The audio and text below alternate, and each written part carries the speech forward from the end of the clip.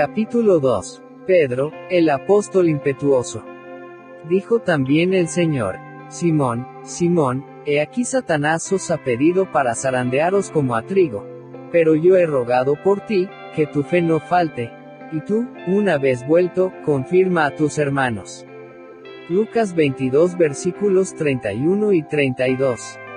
En el Nuevo Testamento tenemos 4 listas de los 12 apóstoles. Primera lista en Mateo 10 versículos 2 al 4. 1 Simón, Pedro. 2 Andrés.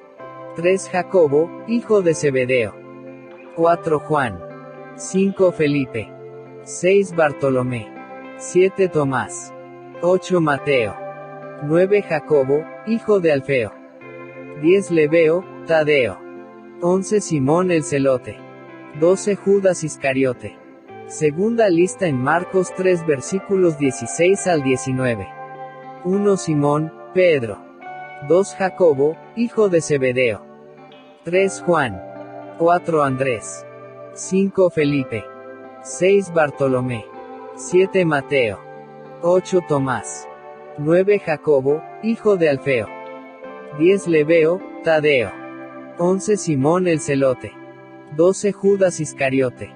Tercera lista en Lucas 6 versículos 13 al 16.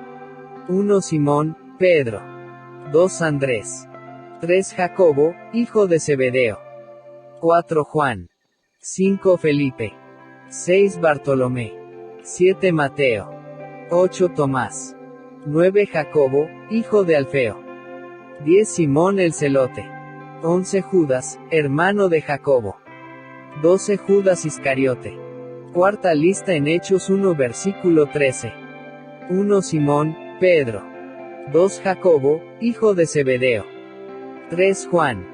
4 Andrés. 5 Felipe. 6 Tomás. 7 Bartolomé. 8 Mateo. 9 Jacobo, hijo de Alfeo. 10 Simón el Celote. 11 Judas, hermano de Jacobo. En las 4 listas se nombra a los mismos 12 hombres y el orden en que aparecen es muy parecido. El primer nombre en las 4 listas es Pedro. Esto confirma su condición de líder y vocero del grupo total. Los 12 son mencionados en 3 grupos de 4. El grupo 1 siempre tiene a Pedro encabezando la lista e incluye, además, a Andrés, Jacobo y Juan. El grupo 2 siempre tiene a Felipe primero e incluye a Bartolomé, Mateo y Tomás. El grupo 3 siempre está dirigido por Jacobo el hijo de Alfeo, e incluye a Simón el Celote, Judas el hijo de Jacobo, a quien en Marcos se le llama Tadeo, y se le llama Lebeo, por sobrenombre Tadeo, en Mateo, y, finalmente, Judas Iscariote. En la lista de Hechos 1 se omite el nombre de Judas Iscariote debido a que para ese entonces ya estaba muerto. En las 3 listas donde se incluye su nombre, se le identifica como el traidor. Los 3 nombres al comienzo de cada grupo parecen haber sido los líderes de cada grupo. Los 3 grupos aparecen siempre en el mismo orden. Primero el grupo de Pedro, luego el grupo dirigido por Felipe y después el grupo encabezado por Jacobo. Los grupos parecen estar ordenados en orden descendente según su nivel de intimidad con Jesús. Los miembros del grupo 1 eran con toda probabilidad los primeros discípulos que Jesús llamó, Juan 1 versículos 35 al 42. Por lo tanto, habían estado con él más tiempo y ocupado las posiciones de más confianza en su círculo íntimo. A menudo se los ve juntos en la presencia de Cristo, especialmente en los momentos clave. De los 4 de este primer grupo, 3 de ellos, Pedro, Jacobo y Juan forman un círculo aún más íntimo. Estos 3 están con Jesús en los hechos más importantes de su ministerio, cuando los otros apóstoles no están, o si están presentes, no están tan cerca. Por ejemplo, los 3 están presentes en el monte de la transfiguración y en el huerto de Getsemaní. Compárese con Mateo 17 versículo 1, Marcos 5 versículo 37, capítulo 13 versículo 3, y capítulo 14 versículo 33. El grupo 2 no tiene un perfil tan destacado, pero no hay duda de que son figuras importantes en los relatos de los evangelios. El grupo 3 se ve más distante, y raras veces se los menciona en los relatos relacionados al ministerio de Jesús. El único miembro del grupo 3 acerca del cual sabemos más es Judas Iscariote, y sabemos de él por su traición al final. Por eso, aunque eran 12 los apóstoles, solo 3 de ellos parecen haber tenido una relación más íntima con Cristo. Aparentemente los otros desarrollaron un grado menor de familiaridad personal con el Señor. Esto sugiere que aún un grupo relativamente pequeño de 12 es aún demasiado grande para que una persona mantenga una relación estrecha con cada miembro del grupo. Jesús mantuvo a 3 muy cerca a él: Pedro, Jacobo y Juan.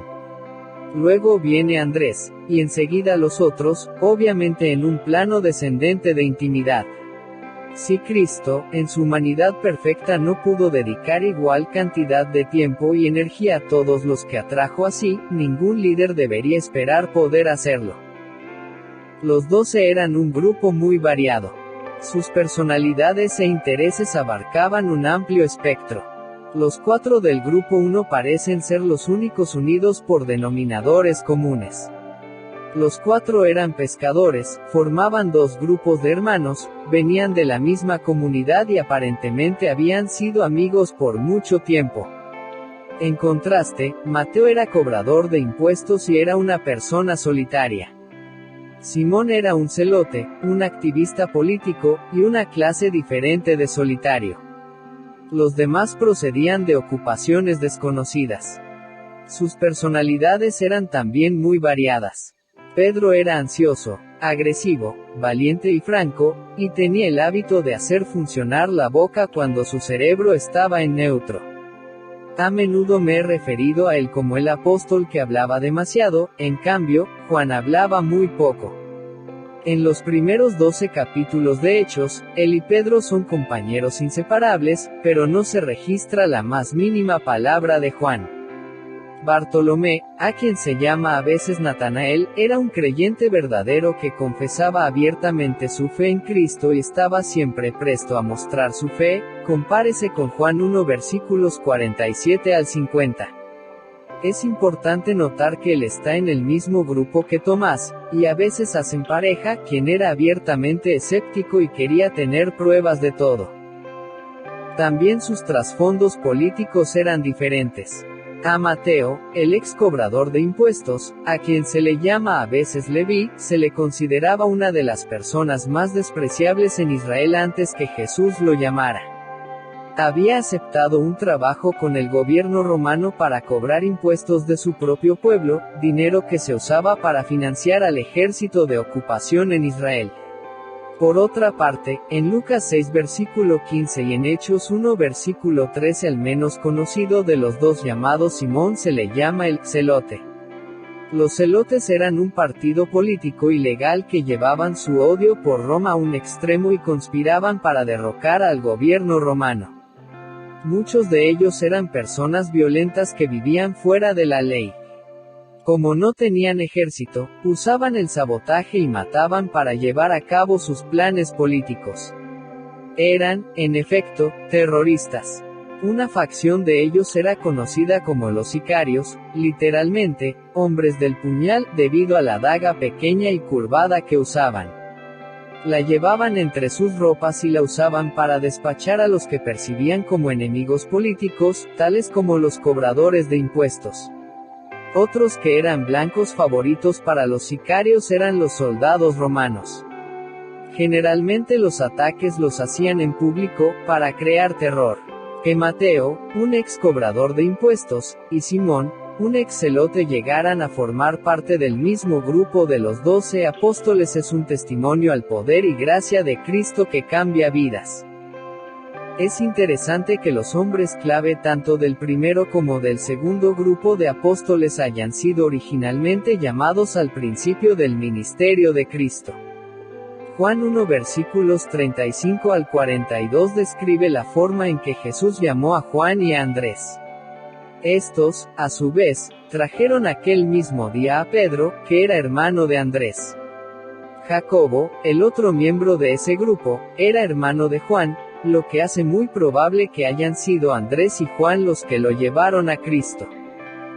En otras palabras, la asociación del primer grupo con Jesús tuvo lugar en el comienzo mismo del ministerio público del Señor.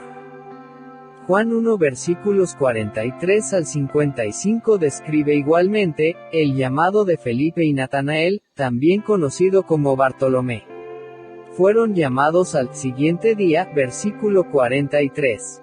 Así, este grupo también tiene una historia que va hasta los comienzos del ministerio de Jesús.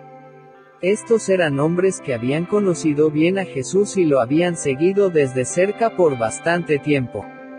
La primera persona en el primer grupo, el hombre que llegó a ser el vocero y líder de todo el grupo, fue Simón, a quien también llamó Pedro, Lucas 6 versículo 14. Simón, a quien también llamó Pedro. Simón era un nombre muy común. Solo en el relato de los evangelios hay por lo menos 7 personas que se llaman Simón. Entre los 12 había 2, Simón Pedro y Simón el Celote. En Mateo 13 versículo 55 aparecen los nombres de los medio hermanos de Jesús, y uno de ellos también se llamaba Simón. El padre de Judas Iscariote se llamaba también Simón, Juan 6 versículo 71. Mateo 26 versículo 6 dice que Jesús comió en la casa de un hombre de Betania llamado Simón el leproso. Otro Simón, un fariseo, abrió también su casa para que Jesús comiera allí, Lucas 7 versículos 36 al 40. Y el hombre reclutado para que ayudara a Jesús a cargar la cruz camino del Calvario era Simón de Cirene, Mateo 27 versículo 32. El nombre completo del Simón del que tratamos ahora era, Simón, hijo de Jonás, Mateo 16 versículo 17. Juan 21 versículos 15 al 17. El nombre del padre de Simón Pedro, entonces, era Juan, a veces traducido como Jonás. No sabemos nada más sobre sus padres. Pero nótese que Jesús le dio otro nombre. Lucas dice esto de la siguiente manera: Simón, a quien también llamó Pedro, Lucas 6 versículo 14. Es importante aquí la selección de palabras que hace Lucas. Jesús no solo le dio un nombre nuevo para que reemplazara el viejo, sino que también lo llamó Pedro. Este discípulo a veces era conocido como Simón, a veces como Pedro, y a veces como Simón Pedro. Pedro era una especie de sobrenombre. Significa roca. Petros es la palabra griega para un pedazo de roca, una piedra. El equivalente arameo era Cefas. Compárese con primera carta a los Corintios 1 versículo 12, capítulo 3 versículo 22, capítulo 9 versículo 5, y capítulo 15 versículo 5, Gálatas 2 versículo 9. Juan 1 versículo 42 describe el primer encuentro cara a cara de Jesús con Simón Pedro. Y mirándole Jesús, dijo: Tú eres Simón, hijo de Jonás. Tú serás llamado Cefas, que quiere decir, Pedro. Pedro es un nombre derivado de la palabra piedra en arameo y en griego. Aparentemente esas fueron las primeras palabras que Jesús le dijo a Pedro. Y de ahí en adelante, roca, fue su sobrenombre. A veces, sin embargo, el Señor siguió llamándolo Simón. Cada vez que ocurre esto en la Escritura, por lo general es porque Pedro ha hecho algo que necesita ser censurado y corregido. El sobrenombre era importante, y el Señor tuvo una razón específica para ponérselo. Por naturaleza, Simón era impetuoso, inconstante y poco digno de confianza. Tendía a hacer grandes promesas que no podía cumplir. Era de aquellas personas que se entregan de cuerpo y alma a una cosa pero que se rinden antes de terminarla. Por lo general, era el primero en entrar y, demasiado a menudo, era el primero en salir. Cuando Jesús lo encontró, se ajustaba a la descripción que hace Santiago de un hombre de doble ánimo, inconstante en todos sus caminos, Santiago 1 versículo 5. Pareciera que Jesús le cambió el nombre a Pedro para que este sobrenombre fuera un recordatorio perpetuo de lo que debería ser. Y desde ese momento en adelante, cada vez que Jesús se dirigía a él, le estaba enviando este mensaje sutil. Si lo llamaba Simón, le estaba diciendo que estaba actuando con su viejo yo. Si lo llamaba Roca, lo estaba reconociendo por actuar en la forma en que debía de actuar. Tommy Lasorda, ex entrenador de Los Ángeles Dodgers, cuenta la historia de un joven y delgado bateador que era nuevo en las ligas menores de los Dodgers. El muchacho era tímido, pero tenía un brazo extraordinariamente fuerte y certero. Lasorda estaba convencido que tenía el potencial para llegar a ser uno de los grandes del béisbol de los Estados Unidos. Pero, según Lasorda, el joven necesitaba más vehemencia y espíritu competitivo. Tenía que perder su timidez. Así que le puso un sobrenombre que era exactamente lo opuesto de su personalidad. Le puso Bulldog. Con el tiempo, eso fue, precisamente, lo que Orel Hershiser llegó a ser, uno de los jugadores más tenaces que jamás haya estado en las ligas mayores de béisbol.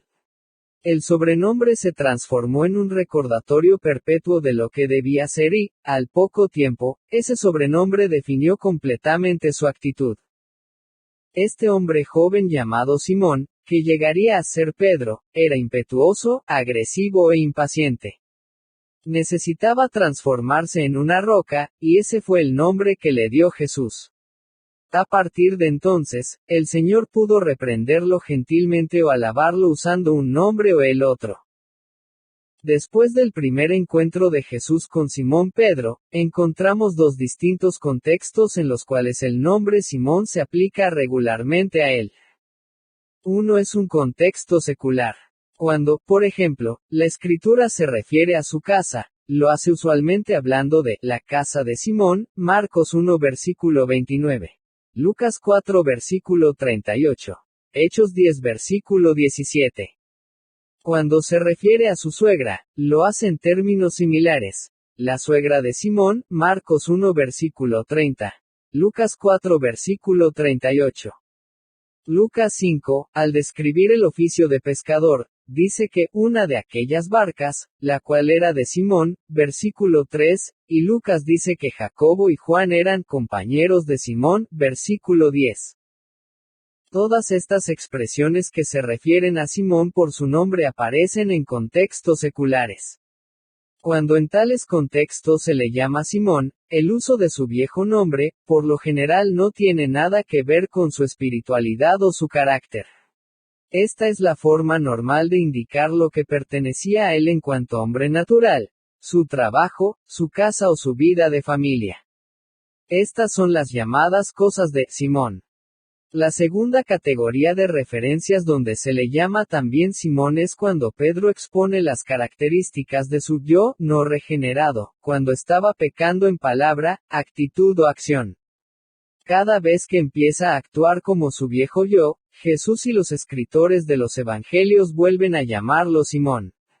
En Lucas 5 versículo 5, por ejemplo, Lucas escribe, respondiendo Simón, le dijo, Maestro, toda la noche hemos estado trabajando, y nada hemos pescado.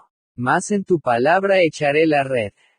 Ahí tenemos hablando al joven Simón, el pescador. Se le ve escéptico y renuente. Pero cuando obedece y sus ojos se abren para ver a Jesús como quien realmente es, Lucas empieza a referirse a él por su nuevo nombre. El versículo 8 dice, viendo esto Simón Pedro, cayó de rodillas ante Jesús, diciendo, apártate de mí, Señor, porque soy hombre pecador.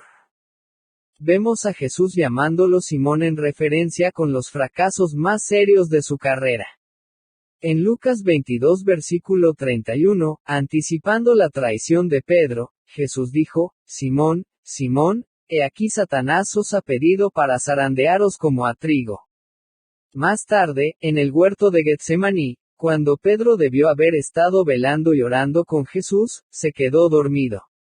Marcos escribe, vino luego Jesús y los halló durmiendo, y dijo a Pedro, Simón, ¿duermes? ¿No has podido velar una hora? Velad y orad, para que no entréis en tentación. El espíritu a la verdad está dispuesto, pero la carne es débil, Marcos 14 versículos 37 y 38. Así que, generalmente, cuando Pedro necesitó ser censurado o amonestado, Jesús se refería a él como Simón. Debe de haber llegado al punto que cada vez que Jesús le decía, Simón, Pedro temblaba.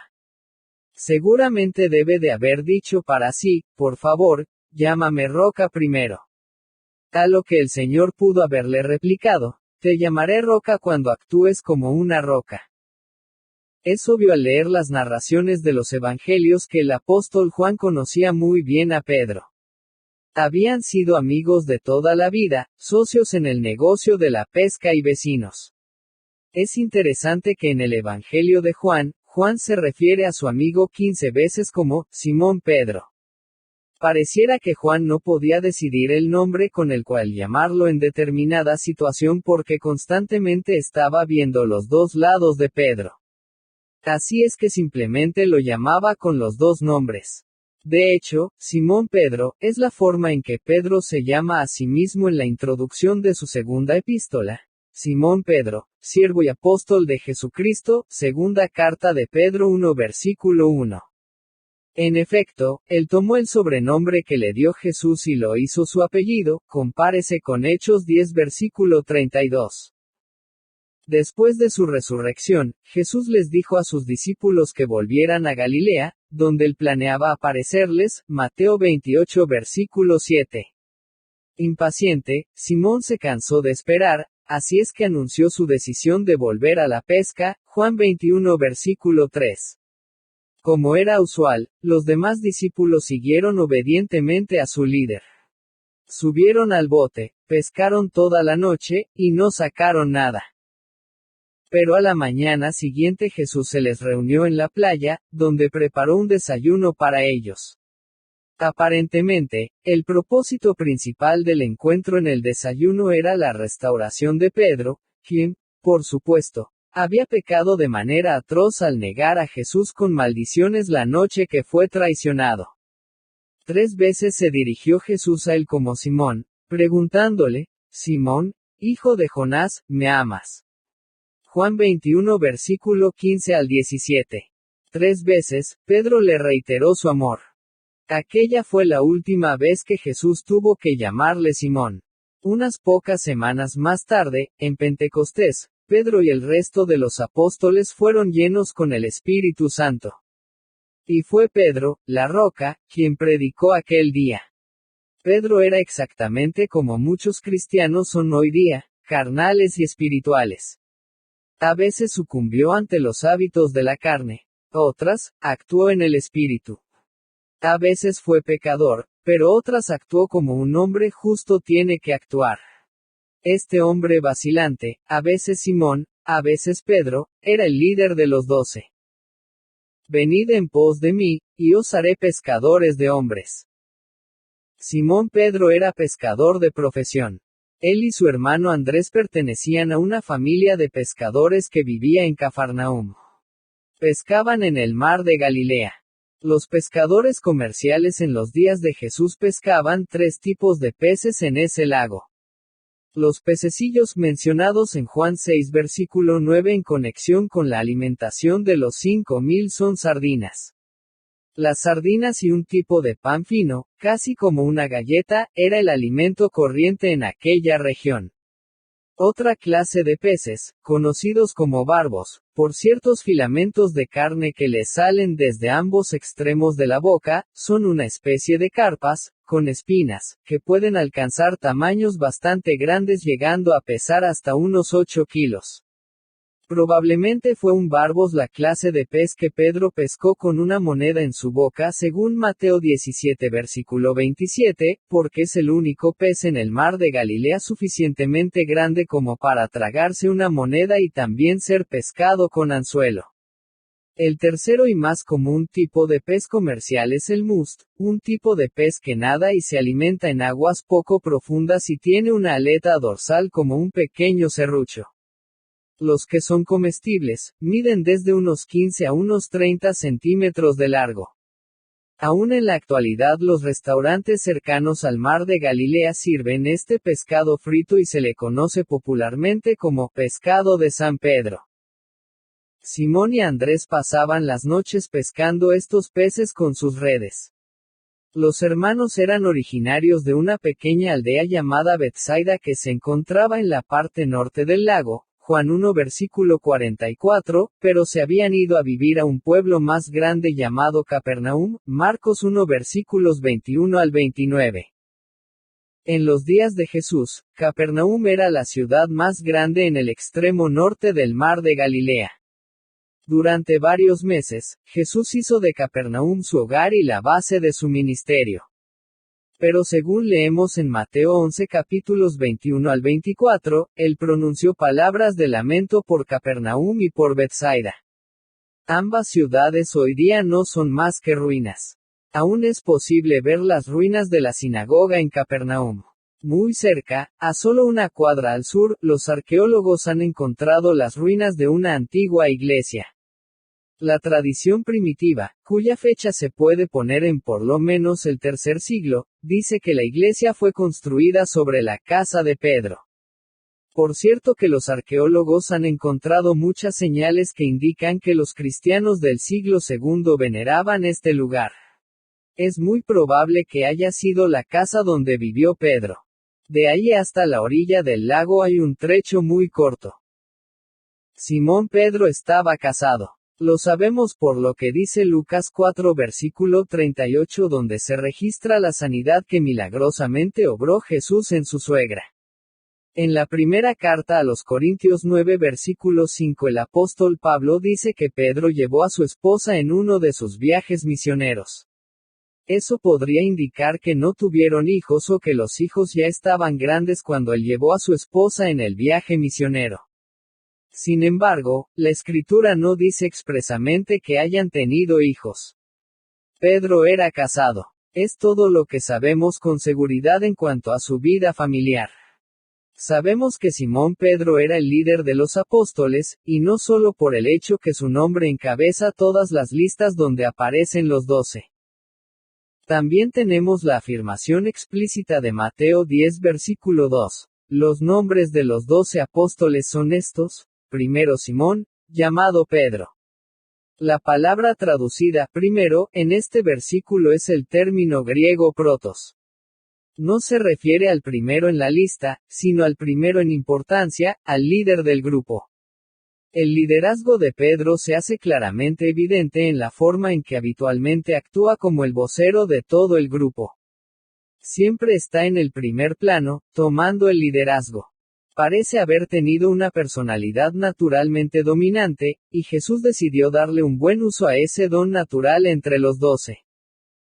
Después de todo, fue el Señor quien lo escogió para que fuera el líder. Pedro fue formado y capacitado por el designio soberano de Dios para que fuera el líder. Es más, el propio Jesús lo formó y entrenó para que lo fuera. Por lo tanto, cuando observamos a Pedro, estamos viendo cómo Dios forma a un líder.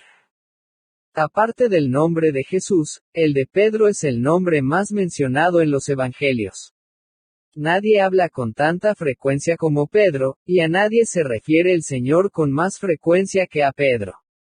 Ningún discípulo es censurado tanto por el Señor como lo es Pedro. Y ningún discípulo censuró a Jesús como lo hizo Pedro, Mateo 16 versículo 22. Ningún otro confesó a Jesús tan decididamente o reconoció su señorío tan explícitamente como Pedro, como tampoco ningún otro discípulo negó a Jesús con tanta fuerza o tan públicamente como Pedro. Nadie es alabado y bendecido por Jesús como lo fue Pedro. Y fue Pedro el único a quien Jesús llamó Satanás. El Señor tuvo cosas más duras que decirle a Pedro que a ninguno de los otros. Todo eso contribuyó a hacer de él el líder que Cristo quería que fuera. Dios tomó a un hombre con una personalidad ambivalente, vacilante, impulsiva y rebelde y lo transformó en un líder fuerte como una roca, el predicador más grande entre los apóstoles y, en todo sentido, la figura dominante en los primeros 12 capítulos de los Hechos, cuando ocurre el nacimiento de la Iglesia. En la vida de Pedro vemos tres elementos clave para hacer a un líder de verdad: la materia prima adecuada, las experiencias de vida adecuadas y las cualidades de carácter adecuadas. Permítame mostrarle exactamente lo que quiero decir.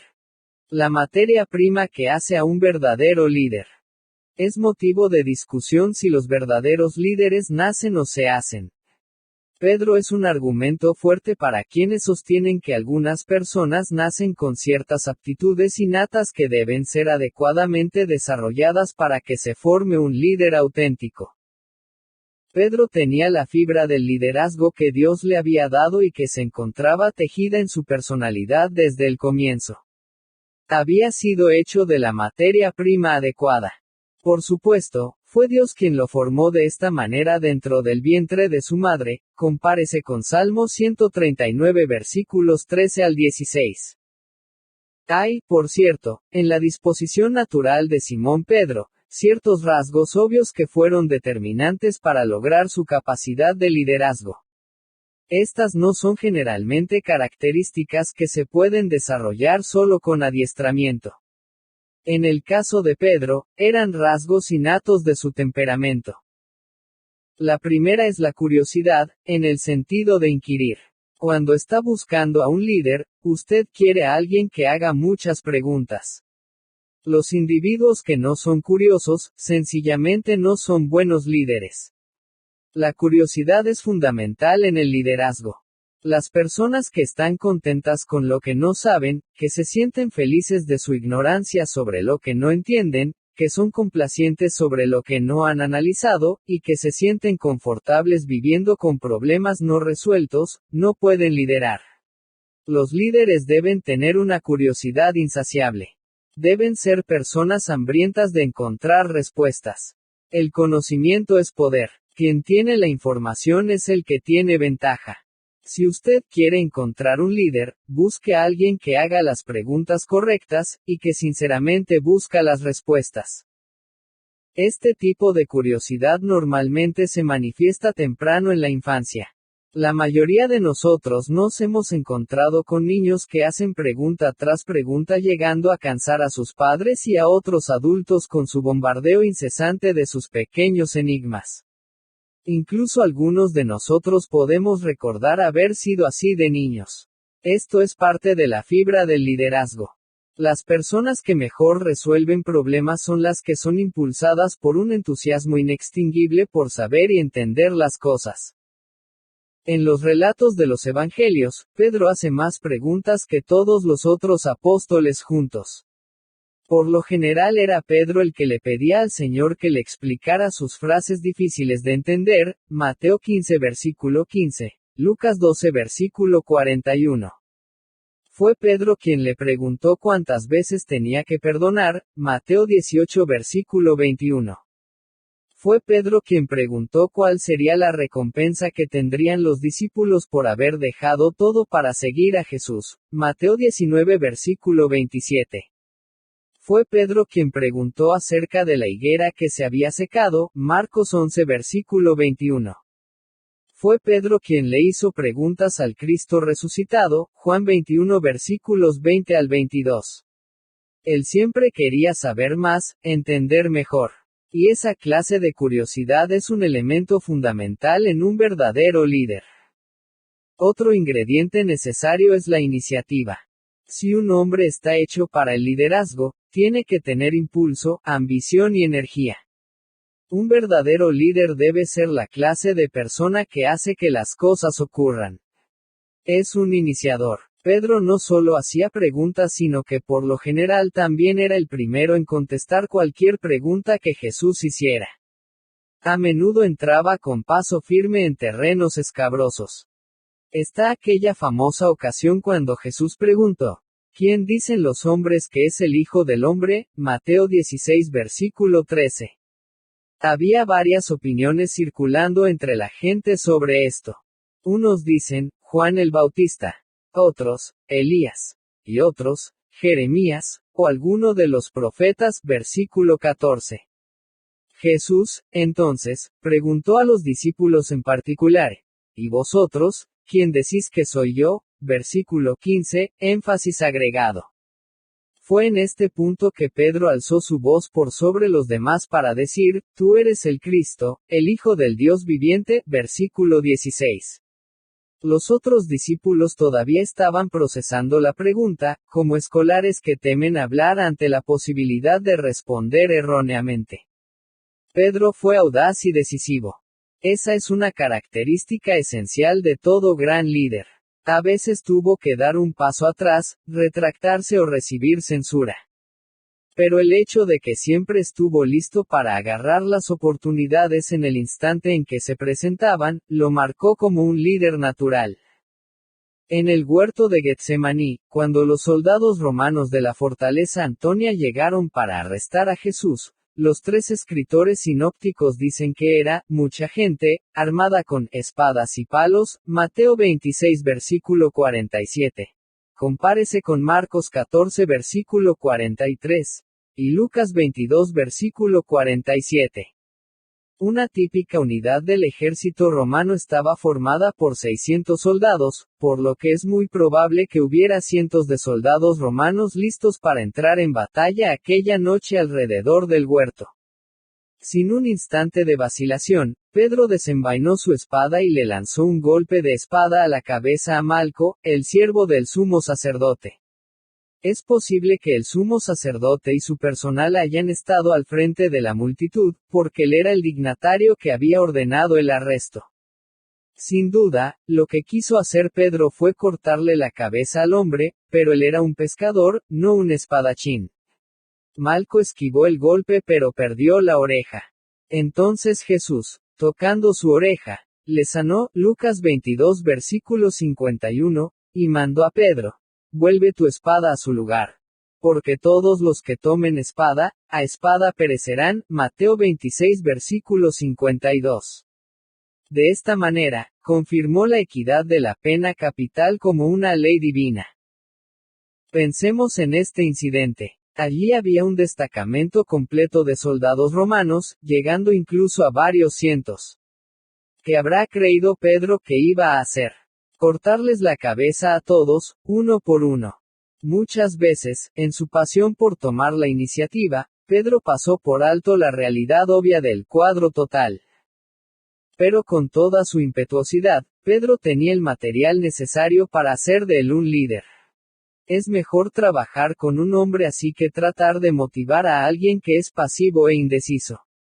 Como dice el adagio popular, es mucho más fácil suavizar a un fanático que resucitar a un muerto.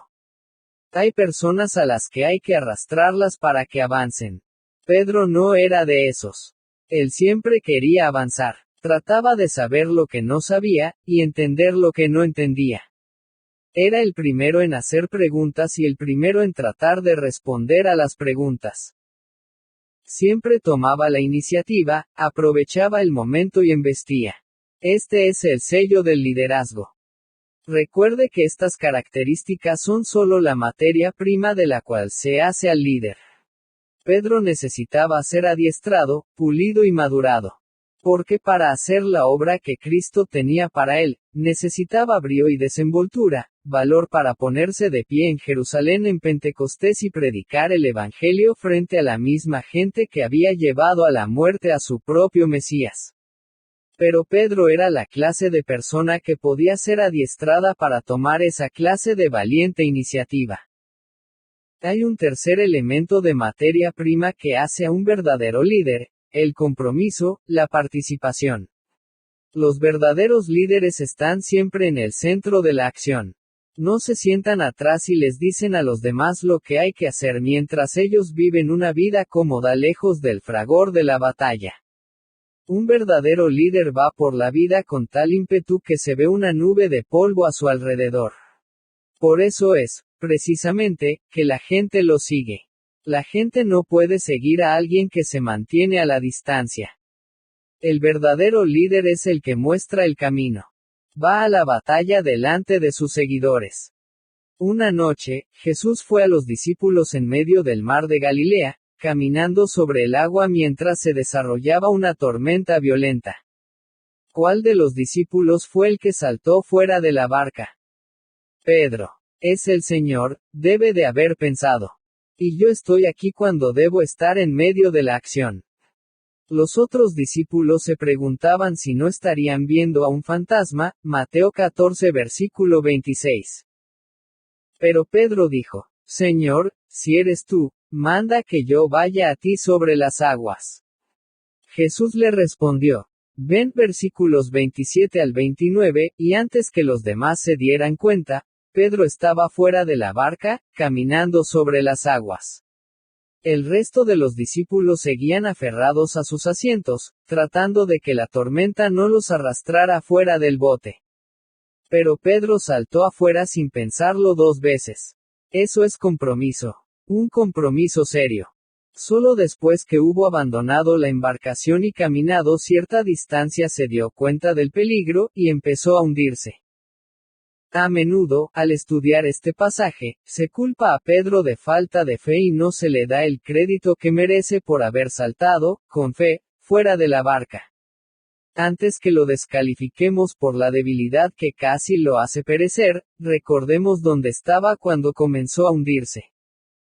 De igual manera, aunque Pedro negó a Cristo, no olvidemos un hecho muy significativo.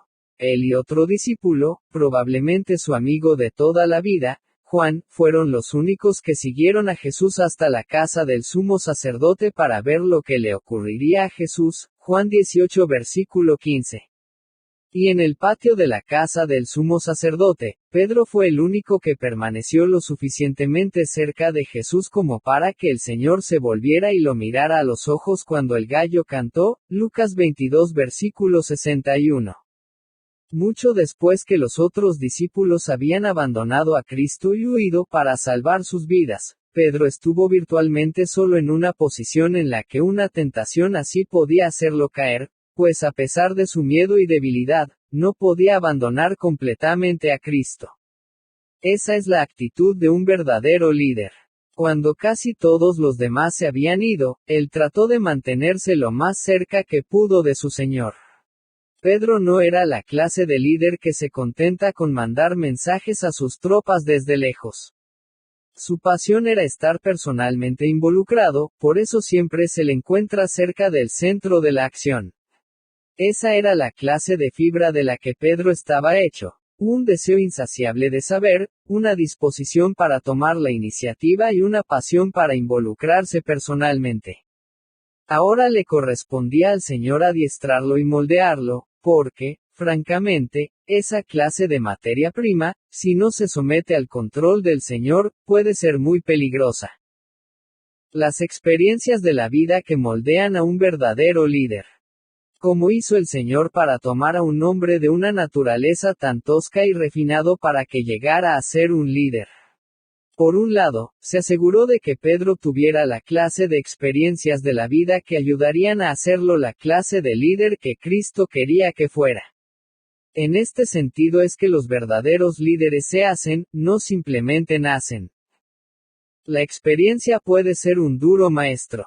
En el caso de Pedro, los altos y bajos de su experiencia fueron dramáticos y a menudo dolorosos. Su vida estaba llena de tortuoso zigzag. El Señor lo llevó a través de 3 años de pruebas y dificultades que le dieron toda una vida de la clase de experiencias que todo líder verdadero debe soportar. ¿Por qué hizo eso Jesús? ¿Se gozaba atormentando al pobre Pedro? No, por supuesto que no. Las experiencias, aun las difíciles, fueron todas necesarias para hacer de él el hombre que Jesús necesitaba que fuera. Recientemente leí los resultados de un estudio sobre todos los jóvenes de los Estados Unidos que han estado envueltos en los ataques con armas de fuego en las escuelas. A través de este estudio se supo que el común denominador entre los que dispararon las armas de fuego es que virtualmente todos ellos son jóvenes a quienes se les prescribió Ritalin u otros antidepresivos para controlar problemas de conducta. En lugar de ser disciplinados por actitudes inconvenientes y mala conducta, fueron drogados hasta el estupor. En lugar de enseñarles a comportarse y enseñarles autocontrol, los psicólogos les prescribieron drogas que les insensibiliza la mente, y que solo en forma temporal podían restringir sus rebeldes. Nunca se les confrontó ni se hizo nada con las actitudes provocativas y rebeldes que eran la raíz del problema. Esos jóvenes habían sido protegidos artificialmente de las consecuencias de su rebelión en el comienzo de su adolescencia. Y perdieron las experiencias de la vida que pudieron haber formado su carácter en forma diferente. El apóstol Pedro aprendió mucho a través de experiencias duras. Aprendió, por ejemplo, que las derrotas aplastantes y las humillaciones profundas a menudo vienen inmediatamente después de las más grandes victorias. Después que Jesús lo elogiara por su gran confesión registrada en Mateo 16 versículo 16, «Tú eres el Cristo, el Hijo del Dios viviente», Pedro sufrió la más áspera reprimenda que jamás recibiera un discípulo en el Nuevo Testamento. En un momento, Cristo lo llamó bienaventurado, prometiéndole las llaves del reino, versículos 17 al 19, y en el párrafo siguiente, lo llama Satanás y le dice, «Quítate de delante de mí», versículo 23, queriendo decir, no te interpongas en mi camino. Ese incidente ocurrió poco después de la triunfante confesión de Pedro. Jesús anunció a los discípulos que iría a Jerusalén, donde sería entregado a los principales sacerdotes y a los escribas quienes lo llevarían a la muerte. Bastó que oyera la intención de Jesús para que Pedro, tomándolo aparte, comenzó a reconvenirle, diciendo, «Señor, ten compasión de ti, en ninguna manera esto te acontezca». Mateo 16 versículo 22. El sentimiento de Pedro es perfectamente comprensible. Pero él estaba pensando solamente desde un punto de vista humano. No sabía el plan de Dios. Sin darse cuenta, estaba tratando de disuadir a Cristo de lo que precisamente él había venido a la tierra a hacer. Como era su costumbre, Pedro estaba hablando cuando debía estar escuchando. Las palabras de Jesús a Pedro fueron muy duras y él nunca le habló de esa forma a ninguna otra persona. Pero él, volviéndose, dijo a Pedro, «Quítate de delante de mí, Satanás.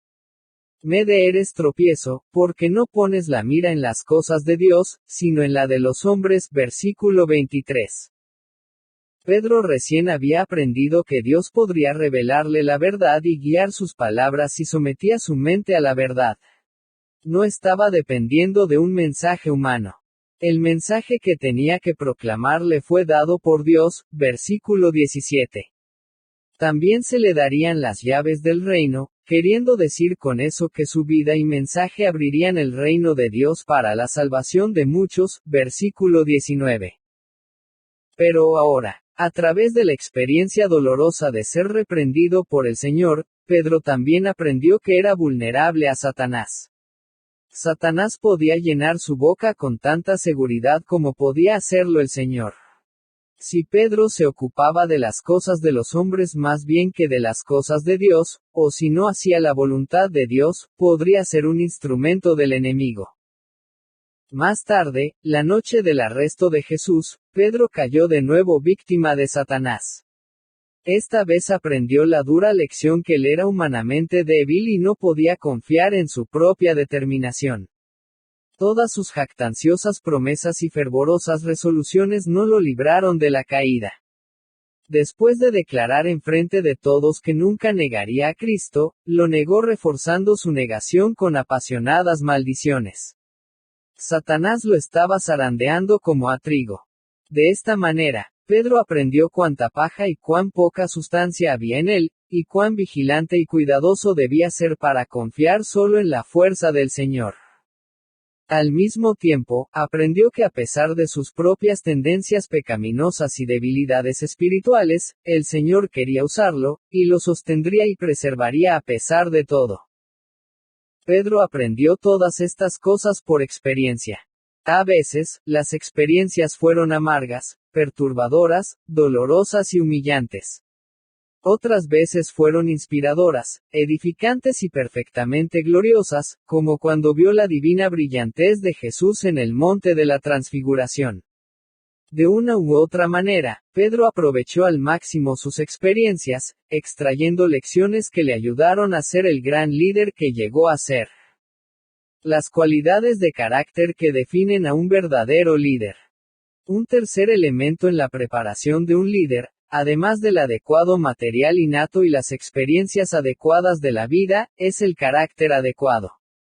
El carácter, por supuesto, es absolutamente determinante en el liderazgo. La actual declinación moral que se vive en los Estados Unidos está directamente relacionada al hecho que hemos elegido, nombrado y contratado a demasiados líderes que no tienen carácter. En años recientes, algunos han tratado de sostener que el carácter no tiene nada que ver con el liderazgo, que lo que un hombre hace en su vida privada supuestamente no debe ser un factor si se le considera competente para desempeñar una función pública de liderazgo. Esa perspectiva es diametralmente opuesta a lo que enseña la Biblia. El carácter es importante en el liderazgo, es muy importante. De hecho, el carácter es lo que hace posible el liderazgo. La gente sencillamente no puede respetar o confiar en aquellos que carecen de carácter. Y si no se respeta a un hombre, no se le seguirá. Tiempo y verdad van de la mano. Los líderes sin carácter terminarán por decepcionar a sus seguidores y perderán su confianza. La única razón por la que tales personas son a menudo populares es que hacen a otras personas que no tienen carácter sentirse mejores acerca de sí mismas. Pero no son verdaderos líderes. Para que un liderazgo perdure debe estar cimentado en el carácter. El carácter produce respeto. El respeto produce confianza. Y la confianza motiva a los seguidores. Aún en el ámbito puramente humano, la mayoría de la gente reconoce que el verdadero liderazgo está asociado con cualidades de carácter como la integridad, la confiabilidad, la respetabilidad, el altruismo, la humildad, la autodisciplina, el dominio propio y el valor. Tales virtudes reflejan la imagen de Dios en el hombre. Aunque la imagen divina está seriamente opacada en la humanidad caída, no ha sido borrada completamente. Por eso es que aun los paganos reconocen tales cualidades como virtudes deseables y requerimientos importantes para un liderazgo verdadero. Cristo mismo es el epítome de cómo debe ser un líder auténtico. Él es perfecto en todos los atributos que forman el carácter de un líder. Él es la personificación de todas las cualidades más auténticas, puras, altas y nobles del liderazgo. Obviamente, en el liderazgo espiritual, la gran meta y objetivo es traer a la gente a la semejanza de Cristo. Por eso es que el líder mismo debe manifestar un carácter como el de Cristo. Por eso es que las demandas para el liderazgo en la iglesia son tan altas. El apóstol Pablo resumió el espíritu del líder verdadero cuando escribió: Sed imitadores de mí, así como yo de Cristo. Primera carta a los Corintios 11 versículo 1. Pedro pudo haber escrito lo mismo. Su carácter fue moldeado y formado por el ejemplo que había visto en Cristo. Él tenía el material innato para llegar a ser un líder, y eso era muy importante. Sus experiencias le ayudaron a sacarle filo y a aguzar sus habilidades naturales de liderazgo, y eso fue también vital. Pero la verdadera clave para todo, el fundamento esencial en el cual el verdadero líder siempre se levanta o cae, es el carácter. Fueron las habilidades de carácter que Pedro desarrolló a través de su íntima asociación con Cristo las que finalmente hicieron de él el gran líder que llegó a ser. James Miller escribió: La única cosa que se aleja de la tumba caminando con los dolientes, y que se rehúsa a ser sepultado es el carácter de un hombre. Lo que un hombre es, lo sobrevive a él. Eso jamás será sepultado. Este es un sentimiento verdadero, pero hay algo más importante que lo que la gente piensa de nosotros después que hemos muerto. Lo que es mucho más importante es el impacto que tenemos cuando todavía estamos aquí.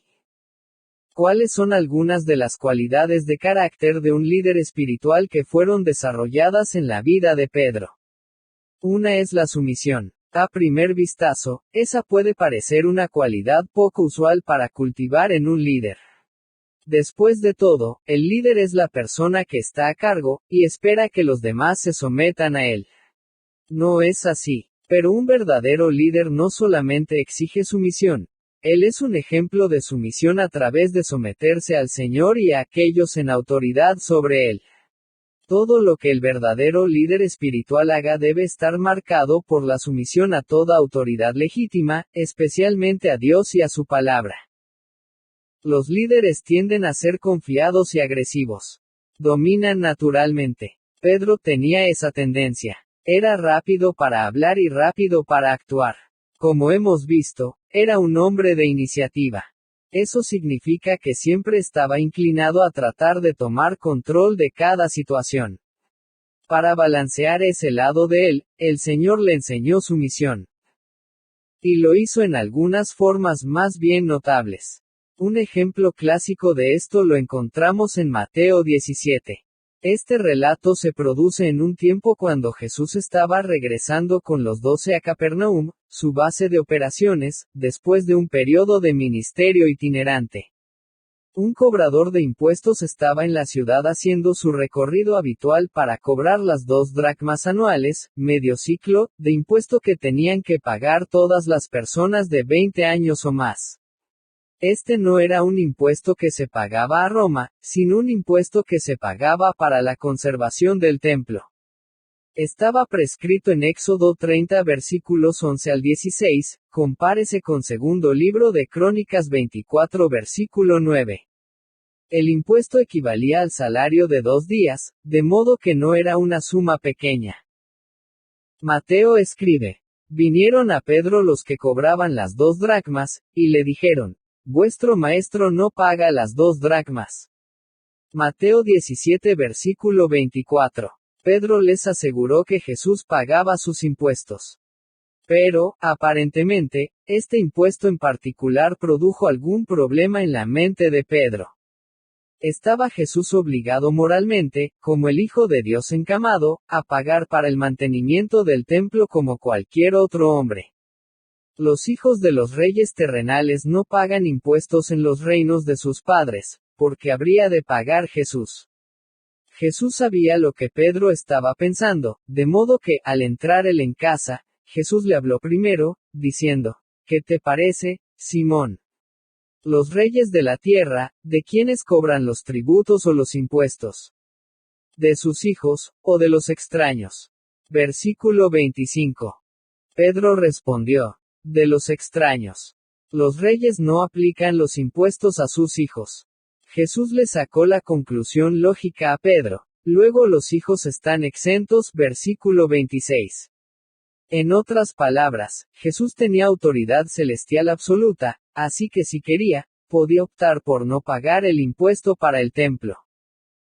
Pero si no lo pagaba, estaría mandando un mensaje erróneo en lo que concernía a la autoridad terrenal. Era mejor someterse, pagar el impuesto y evitar una situación que la mayoría de la gente no entendería. Así es que aunque no estaba técnicamente obligado a pagar el impuesto para el templo, dijo, sin embargo, para no ofenderles, ve al mar, y echa el anzuelo, y el primer pez que saques, tómalo, y al abrirle la boca, hallarás un estatero. Tómalo, y dáselo por mí y por ti. Versículo 27. La moneda en la boca del pez era un estatero, una moneda que valía un siclo o 4 dracmas. Era exactamente lo que se necesitaba para pagar el impuesto del templo de 2 personas. En otras palabras, Jesús hizo arreglos para que también se pagara completo el impuesto de Pedro. Es curioso que el milagro que Jesús hizo estaba demostrando su absoluta soberanía, y también al mismo tiempo, con su actitud de pagar el impuesto, estaba siendo un ejemplo de humana sumisión. En forma sobrenatural, Cristo dirigió a un pez que se había tragado una moneda a la carnada del anzuelo de Pedro. Si Jesús era Señor sobre la naturaleza hasta ese grado, ciertamente tenía autoridad para optar no pagar el impuesto del templo. Pero decidió enseñarle a Pedro, con su ejemplo, a someterse en forma voluntaria. La sumisión es una cualidad indispensable del carácter que los líderes deben cultivar porque si quieren enseñar a la gente a que se someta, ellos mismos deben ser ejemplos de sumisión. Y habrá ocasiones en que un líder debe someterse aun cuando pudiera haber muy buenos argumentos para no hacerlo. Pedro aprendió bien la lección. Años más tarde, en primera carta de Pedro 2 versículos 13 al 18, habría de escribir, por causa del Señor someteos a toda institución humana, ya sea al rey, como a superior, y a los gobernadores, como por él enviados para castigo de los malhechores y alabanza de los que hacen bien. Porque esta es la voluntad de Dios, que haciendo bien, hagáis callar la ignorancia de los hombres insensatos, como libres, pero no como los que tienen la libertad como pretexto para hacer lo malo, sino como siervos de Dios. Honrad a todos, amad a los hermanos, temed a Dios, honrad al rey. Criados, estad sujetos con todo respeto a vuestros amos, no solamente a los buenos y afables, sino también a los difíciles de soportar. Esta fue la misma lección que Pedro aprendió de Cristo. En un sentido, usted es libre, pero no use su libertad como una cubierta para el mal. En lugar de eso, considérese como un siervo del Señor. Usted es ciudadano del cielo y solo un residente temporal en la tierra, pero sométase a toda ordenanza del hombre por causa del Señor. Usted es primero y antes que nada, un súbdito del reino de Cristo y un mero extranjero y peregrino en esta tierra. No obstante, para evitar ofensas, honre al rey terrenal. Honre a todos. Esta es la voluntad de Dios y al someterse, estará silenciando la ignorancia de los impíos. Recuerde, el hombre que escribió esa epístola fue el mismo hombre que cuando era joven e impetuoso, le cortó la oreja al siervo del sumo sacerdote. Es el mismo hombre que una vez luchó con la idea de que Jesús pagara impuestos. Pero aprendió a someterse, lo cual no es una lección fácil para un líder natural. Pedro era inclinado a ser dominante, enérgico, agresivo y resistente a la idea de sumisión. Pero Jesús le enseñó a someterse voluntariamente, aunque pensara que tenía buenas razones para no hacerlo. Una segunda cualidad de carácter que aprendió Pedro fue la sujeción. Muchas personas con habilidades innatas de liderazgo no sobresalen naturalmente cuando se trata de sujetarse, de actuar con moderación. El autocontrol, la disciplina, la moderación y la reserva no son cualidades que tiene necesariamente una persona que dirige a otros. Por eso es que muchos líderes tienen problemas con la cólera y con las pasiones descontroladas. Quizás usted habrá notado recientemente que los seminarios sobre cómo manejar la cólera han llegado a ser la moda para los altos ejecutivos y personas en posiciones de liderazgo en el mundo de los negocios. Es claro que la cólera es un problema común y serio entre personas que llegan a tales altos niveles de liderazgo. Pedro tenía tendencias similares. Los impetuosos tienen una personalidad tal que los hace proclives a tomar la iniciativa y a actuar con decisión. Todo eso es lo que los hace ser líderes. Estas personas se impacientan fácilmente con los que no tienen visión o que son de bajo rendimiento. Pueden irritarse rápidamente con los que no vencen obstáculos para alcanzar el éxito. Por lo tanto, deben aprender a refrenarse para ser buenos líderes. El Señor tuvo buen cuidado de enseñar a Pedro a refrenarse. Esa es una de las principales razones por las que Pedro tuvo que soportar las censuras más duras cuando habló demasiado pronto o actuó demasiado deprisa. El Señor estaba enseñándole constantemente a refrenarse. Aquella escena en el huerto donde Pedro trató de decapitar a Malco es un ejemplo clásico de su falta de control natural. Aunque estaba rodeado por cientos de soldados romanos, todos armados hasta los dientes, Pedro irreflexivamente sacó su espada y se dispuso a arremeter contra aquellos. Fue afortunado en que Malco no perdió más que una oreja y que Jesús inmediatamente reparó el daño. Como ya hemos visto, por esa acción Jesús lo reprendió duramente. Aquella reprensión debe de haberle sido especialmente difícil por haberla recibido delante de una horda de enemigos. Pero él aprendió mucho de lo que vio aquella noche.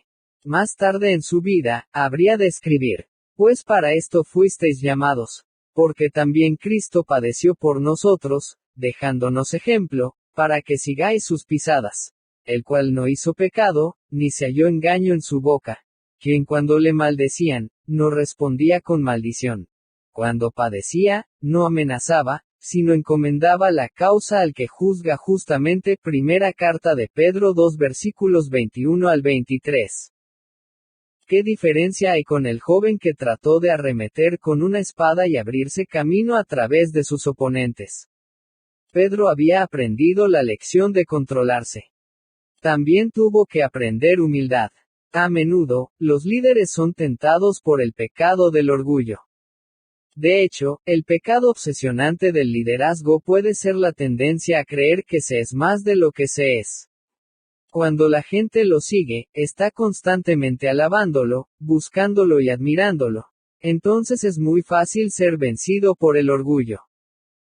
Podemos ver en Pedro una tremenda confianza en sí mismo. Esto es evidente por la forma en que saltaba con las respuestas a todas las preguntas. Es obvio en la mayoría de sus actos, como cuando saltó fuera del bote y empezó a caminar sobre las aguas. Se hizo obvio en la peor y más desastrosa de las formas en aquella ocasión decisiva cuando Jesús predijo que sus discípulos lo abandonarían. Jesús dijo: «Todos vosotros os escandalizaréis de mí esta noche, porque escrito está: heriré al pastor, y las ovejas del rebaño serán dispersadas». Mateo 26 versículo 31. Pero Pedro estaba muy confiado. «Aunque todos se escandalicen de ti, yo nunca me escandalizaré». Versículo 33, énfasis añadido. Luego agregó: «Señor, dispuesto estoy a ir contigo no solo a la cárcel, sino también a la muerte». Lucas 22 versículo 33. Por supuesto, como era usual, Pedro estaba equivocado y Jesús estaba en lo cierto. Pedro negó a Jesús no solo una sino múltiples veces, tal como Jesús lo había advertido. La vergüenza y el oprobio de Pedro al haber deshonrado a Cristo tan abiertamente fueron aumentados por haberse jactado tan resueltamente sobre que era impenetrable a tales pecados. Pero el Señor usó todo eso para hacer de él un hombre humilde. Y cuando escribió su primera carta, dijo: «Revestíos de humildad. Porque Dios resiste a los soberbios, y da gracia a los humildes. Humillaos, pues, bajo la poderosa mano de Dios, para que los exalte cuando fuere tiempo». Primera carta de Pedro 5 versículos 5 y 6. Él especialmente, dijo a los líderes de las iglesias: «No actúen como teniendo señorío sobre los que están a vuestro cuidado, sino siendo ejemplos de la grey». Versículo 3. La humildad llegó a ser una de las virtudes que caracterizaron la vida, el mensaje y el estilo de liderazgo de Pedro. Pero también aprendió a amar. Todos los discípulos lucharon aprendiendo que el verdadero liderazgo espiritual significa servicio amoroso los unos a los otros. El verdadero líder es alguien que sirve, no alguien que exige que se le sirva. Esta es una lección difícil de aprender para muchos líderes naturales porque tienden a ver a los demás como medios para alcanzar sus fines. Por lo general, los líderes son orientados hacia el trabajo en lugar de ser orientados hacia las personas. Y de esta manera usan a la gente, o pasan sobre la gente para alcanzar sus metas. Pedro y el resto de los discípulos necesitaban aprender que el liderazgo tiene sus raíces y crece en un terreno de servicio amoroso hacia los demás. El verdadero líder ama y sirve a aquellos a quienes dirige. Jesús dijo: «Si alguno quiere ser el primero, será el postrero de todos, y el servidor de todos». Marcos 9 versículo 35. Constantemente, el propio Señor les mostró por su forma de vivir a sus discípulos esa clase de liderazgo de servicio y amor. Pero en ninguna parte es más evidente que en el aposento alto la noche en que fue traicionado. Jesús y los discípulos habían ido a celebrar la Pascua en un cuarto alquilado en Jerusalén. La celebración misma de la Pascua era una comida prolongada y ceremoniosa que duraba por lo menos 4 o 5 horas. En esa cultura, por lo general los participantes se reclinaban en pequeñas mesas en lugar de sentarse verticalmente en sillas. Eso significaba que, en tal posición, la cabeza de una persona estaría muy cerca de los pies de otra. En aquellas regiones, todos los caminos eran barrosos o polvorientos de modo que los pies estaban constantemente sucios. Por lo tanto, la costumbre era que cuando alguien entraba a una casa para participar en una comida, hubiera allí un sirviente cuyo trabajo era lavar los pies de los invitados. Este era quizás el más bajo y menos deseado de todos los trabajos. Pero que un dueño de casa no hiciera los arreglos necesarios para que se lavaran los pies de sus invitados era una seria ofensa, compárese con Lucas 7 versículo 44. Aparentemente, en esta noche de Pascua tan llena de actividad, en aquel cuarto alquilado, no se había hecho provisión para que un sirviente lavara los pies de los invitados.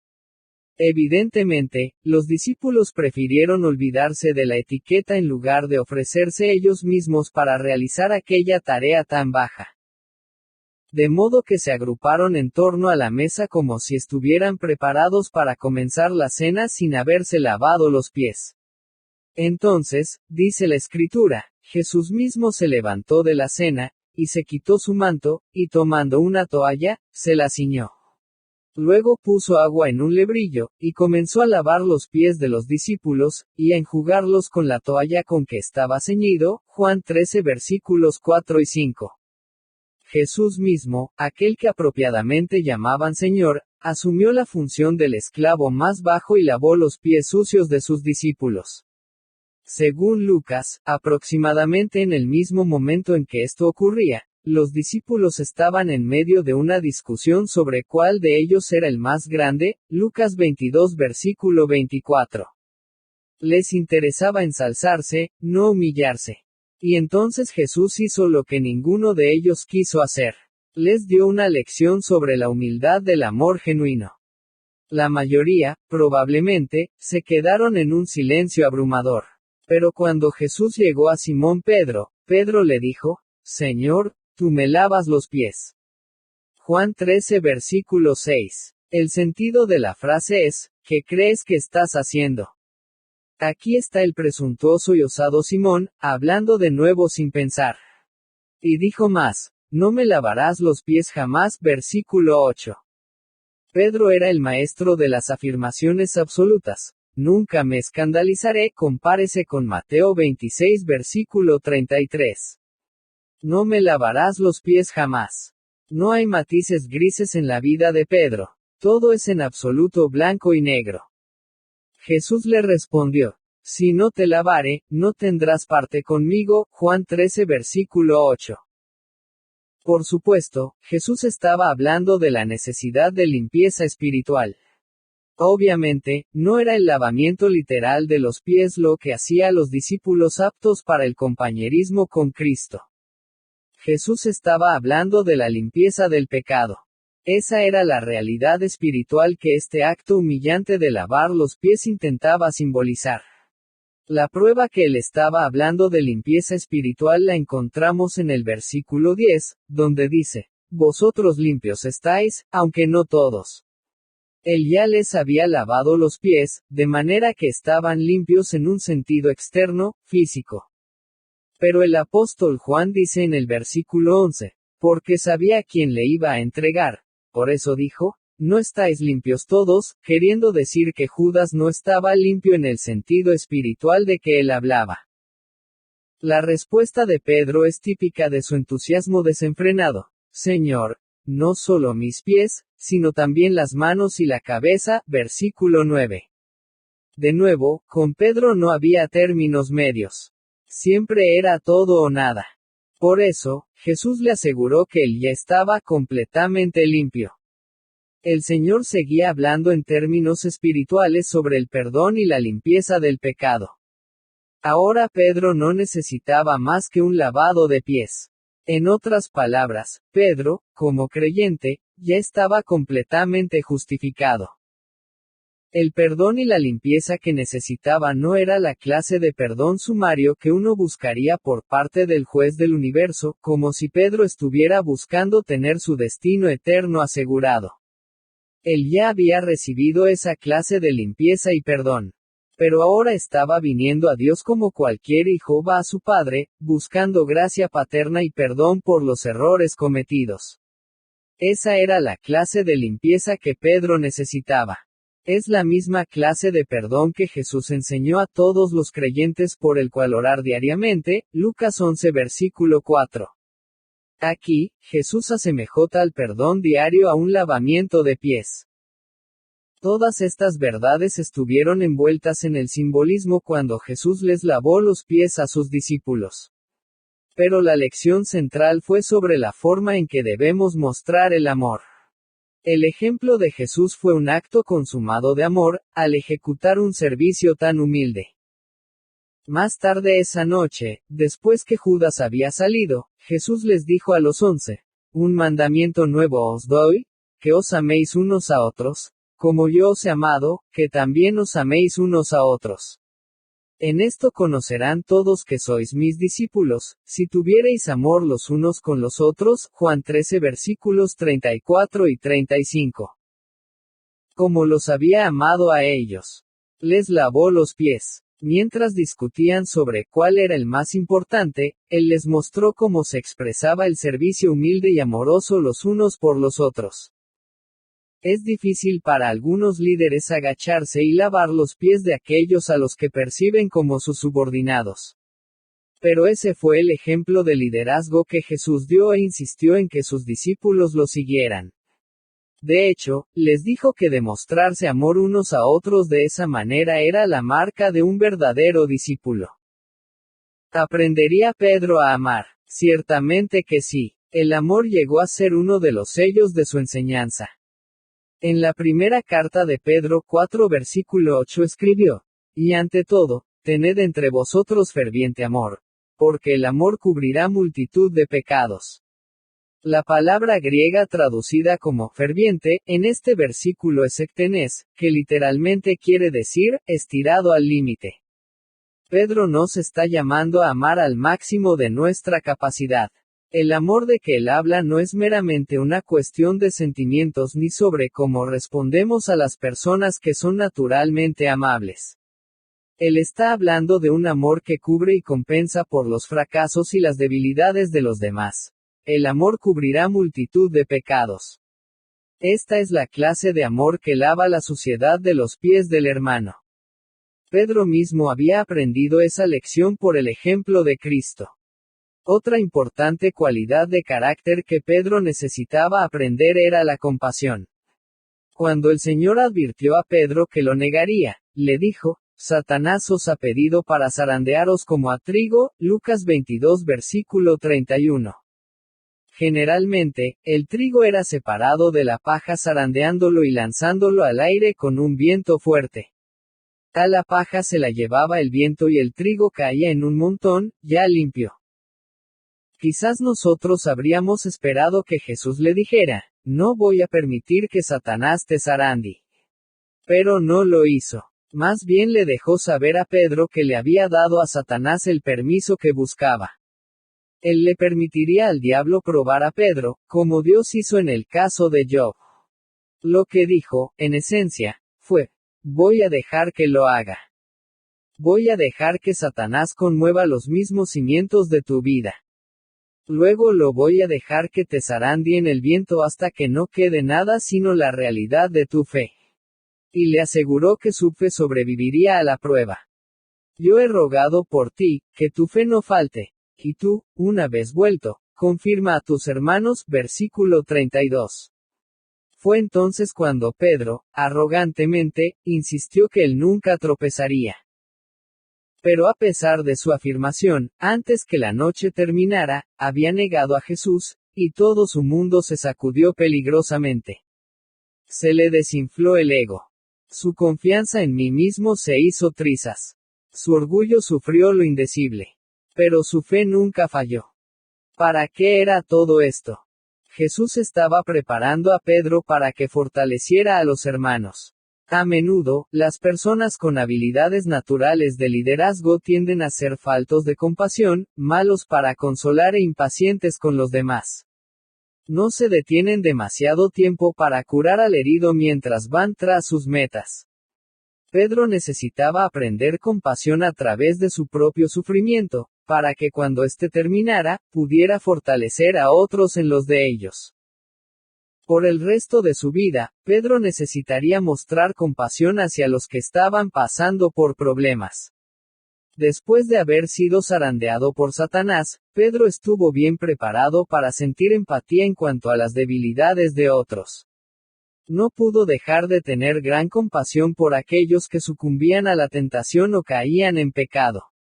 Él había estado allí antes, y por esa experiencia aprendió a ser compasivo, tierno de corazón, generoso, amable y consolador de los que eran lacerados por el pecado y sus fracasos personales. En primera carta de Pedro 5 versículos 8 al 10, escribió: Sed sobrios, y velad, porque vuestro adversario el diablo, como león rugiente, anda alrededor buscando a quien devorar, al cual resistid firmes en la fe, sabiendo que los mismos padecimientos se van cumpliendo en vuestros hermanos en todo el mundo. Mas el Dios de toda gracia, que nos llamó a su gloria eterna en Jesucristo, después que hayáis padecido un poco de tiempo, Él mismo os perfeccione, afirme, fortalezca y establezca. Pedro entendió la debilidad humana, y la entendió muy bien. Él había tocado fondo. Sus propias debilidades lo habían derribado. Pero había sido perfeccionado, establecido, fortalecido y afirmado por el Señor. Como era usual, estaba escribiendo de su propia experiencia. No eran preceptos teóricos los que enseñaba. Finalmente, tuvo que aprender el valor. No ese valor impetuoso, precipitado, falso que le hizo blandir la espada tan alocadamente contra Malco, sino una disposición madura, firme, intrépida, dispuesta a sufrir por la causa de Cristo. El reino de la oscuridad se levanta contra el reino de la luz. Las mentiras se contraponen a la verdad. Satanás está contra Dios, y los demonios están contra los propósitos santos de Cristo. Por lo tanto, Pedro enfrentaría dificultades donde quiera que fuera. Jesús le dijo: de cierto te digo, cuando eras más joven, te ceñías, e ibas a donde querías. Mas cuando ya seas viejo, extenderás tus manos, y te ceñirá otro, y te llevará a donde no quieras. Juan 21 versículo 18. ¿Qué significaba eso? El apóstol Juan da una respuesta clara. Esto dijo, dando a entender con qué muerte Pedro había de glorificar a Dios. Versículo 19. Para Pedro, el precio de la predicación sería la muerte. Sufriría persecución, opresión, tribulación, y finalmente, el martirio. Pero para perseverar habría de necesitar valor como una roca sólida. Es casi posible ver el nacimiento del verdadero valor en el corazón de Pedro en Pentecostés, cuando fue lleno y capacitado por el Espíritu Santo. Antes de eso, había mostrado destellos de una clase voluble de valor. Por eso fue que sacó impetuosamente su espada frente a una multitud de soldados armados un instante, pero negó a Jesús cuando lo enfrentó una muchacha sirvienta pocas horas después. Su valor, como todo en su vida, era afectado por la inestabilidad. Después de Pentecostés, sin embargo, vemos a un Pedro diferente. Hechos 4 dice cómo Pedro y Juan fueron llevados ante el Sanedrín, el consejo gobernante judío. Se les conminó solemnemente a que en ninguna manera hablasen ni enseñasen en el nombre de Jesús. Versículo 18. Pedro y Juan respondieron con valentía: Juzgad si es justo delante de Dios obedecer a vosotros antes que a Dios, porque no podemos dejar de decir lo que hemos visto y oído. Versículos 19 y 20. Pronto volvieron a ser llevados ante el Sanedrín por haber seguido predicando. Y ellos dijeron lo mismo: es necesario obedecer a Dios antes que a los hombres. Hechos 5 versículo 29. Pedro, lleno con el Espíritu Santo e impulsado por el conocimiento de que Cristo había resucitado de los muertos, había adquirido un valor inconmovible, de roca sólida. En su primera epístola captamos una vislumbre de por qué él fue lleno de tanto valor. Escribiendo a los cristianos dispersos por todo el Imperio Romano a causa de la persecución, les dice: Bendito el Dios y Padre de nuestro Señor Jesucristo, que según su grande misericordia nos hizo renacer para una esperanza viva, por la resurrección de Jesucristo de los muertos, para una herencia incorruptible, incontaminada e inmarcesible, reservada en los cielos para vosotros, que sois guardados en el poder de Dios mediante la fe, para alcanzar la salvación que está preparada para ser manifestada en el tiempo postrero. En lo cual vosotros os alegráis, aunque ahora por un poco de tiempo, si es necesario, tengáis que ser afligidos en diversas pruebas, para que sometida a prueba vuestra fe, mucho más preciosa que el oro, el cual aunque perecedero se prueba con fuego, se hallada en alabanza, gloria y honra cuando sea manifestado Jesucristo. Primera carta de Pedro 1 versículos 3 al 7. Él estaba seguro en Cristo, y lo sabía. Había visto al Cristo resucitado, de modo que sabía que Cristo había vencido a la muerte. Sabía que cualesquiera fueran las pruebas terrenales que tuviera que enfrentar, estas no eran más que temporales. Las pruebas, aunque a menudo dolorosas y siempre desagradables, son nada comparado con la esperanza de la gloria eterna. Compárese con Romanos 8 versículo 18. Lo genuino de la fe verdadera, sabía que era infinitamente más precioso que cualquiera riqueza terrenal perecedera, porque su fe resultaría en la alabanza y gloria de Cristo a su regreso. Esa esperanza es lo que daba tal valor a Pedro. A medida que aprendía todas esas lecciones, y su carácter era transformado, y se convertía en el hombre que Cristo quería que fuera, gradualmente cambió de Simón a roca. Del ejemplo del Señor aprendió a someterse, a refrenarse, a ser humilde, a amar, a ser compasivo y valiente. Y debido a la obra del Espíritu Santo en su corazón, llegó a ser un gran líder. Predicó en Pentecostés y 3,000 personas fueron salvas, Hechos 2 versículos 14 al 41. Él y Juan sanaron a un cojo, Hechos 3 versículos 1 al 10. Tenía tanto poder que la gente se sanaba solo con su sombra, Hechos 5 versículos 15 y 16. Resucitó a Dorcas, Hechos 9 versículos 36 al 42. Llevó el Evangelio a los gentiles, Hechos 10, y escribió 2 epístolas, primera y segunda carta de Pedro, en las cuales expone las mismas lecciones que había aprendido del Señor sobre el carácter auténtico. ¿Qué clase de hombre fue Pedro? ¿Fue perfecto? No. En Gálatas 2 el apóstol Pablo relata un incidente en el cual Pedro contemporizó. Había actuado hipócritamente. Esto nos permite ver un breve destello del viejo Simón. Pedro estaba comiendo con gentiles, compartiendo con ellos como un verdadero hermano en Cristo hasta que aparecieron algunos falsos maestros. Estos herejes insistieron en que mientras los gentiles no se circuncidaran y siguieran la ley ceremonial del Antiguo Testamento no serían salvos y, por lo tanto, no debían ser tratados como hermanos. Pedro, aparentemente intimidado por los falsos maestros, dejó de comer con los hermanos gentiles, Gálatas 2 versículo 12. El versículo 13 dice que cuando Pedro hizo aquello, todos los demás lo hicieron también debido a que Pedro era el líder. Entonces, el apóstol Pablo escribe, le resistí cara a cara, porque era de condenar, versículo 11. Pablo reprendió a Pedro en presencia de todos, versículo 14. Para crédito de Pedro, digamos que respondió a la corrección de Pablo. Y cuando el error de los judaizantes fue finalmente confrontado en un concilio en pleno de los líderes y apóstoles de la iglesia en Jerusalén, fue Pedro quien habló primero en defensa del Evangelio de la gracia divina. Fue él quien introdujo el argumento que salvó el día, Hechos 15 versículos 7 al 14.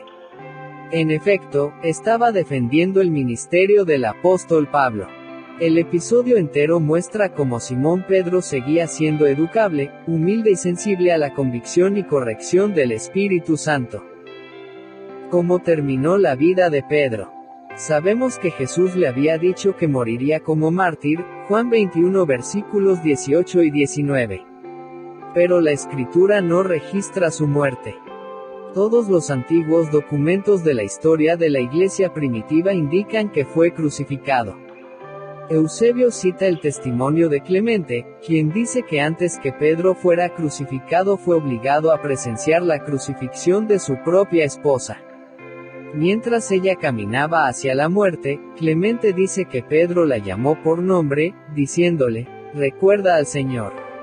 Cuando le tocó el turno de morir a él, pidió que lo crucificaran cabeza abajo porque no era digno de morir como su Señor había muerto. Y así, fue clavado en una cruz con la cabeza hacia abajo.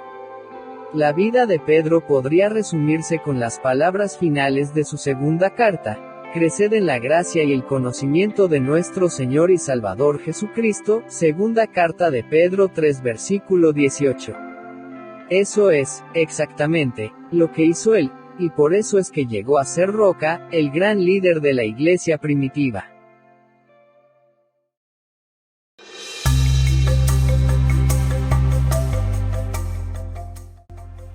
Querido amigo audiolector, en nombre del equipo de El Políglota Cristiano, le saludamos y nos complace que disfrute de este canal creado y diseñado para usted, donde podrá escuchar en su idioma las adaptaciones de los mejores títulos cristianos. Libros escritos por autores de renombre en el ámbito cristiano, e inspirados en la palabra de Dios. Te alentamos a que nos acompañes y disfrutes de esta nueva serie de audiolibro titulado, 12 hombres comunes, escrito por el pastor John MacArthur. Autor de este y otros títulos famosos. John MacArthur, nacido en Los Ángeles, California, en el 19 de junio de 1939. Es un pastor y autor estadounidense, conocido por su programa de radio de enseñanza cristiana, sindicado internacionalmente, Gracia a Vosotros. Es el pastor y maestro de la Iglesia Comunitaria de Gracia en Sun Valley, California desde el 9 de febrero de 1969 y actualmente es también el presidente de la Universidad de Maestría en Newhall, California y del Seminario de Maestros en Los Ángeles. Contrariamente a la creencia popular, no tenemos que ser perfectos para hacer la obra de Dios. John MacArthur examina los 12 hombres que Cristo eligió como sus discípulos y nos ayuda a descubrir cómo nosotros podemos transformar nuestras propias imperfecciones en herramientas útiles para impactar a otros. Sin ir más lejos, las debilidades de los 12 discípulos están preservadas para siempre a través de las páginas del Nuevo Testamento. Jesús eligió gente común, como pescadores, recolectores de impuestos, políticos fanáticos y cambió sus debilidades en puntos fuertes, produciendo grandeza de la total inutilidad. MacArthur delinea principios del cuidadoso entrenamiento de los primeros 12 discípulos, para los discípulos modernos como tú. Te invitamos a que nos sigas la próxima semana con un nuevo capítulo de esta serie titulada, 12 hombres comunes. Y si te ha gustado este video y el canal, te animamos a que nos apoyes a crecer dando me gusta y suscribiéndote para que podamos seguir trabajando para así traerte el mejor contenido. Hasta la próxima semana. Dios te bendiga.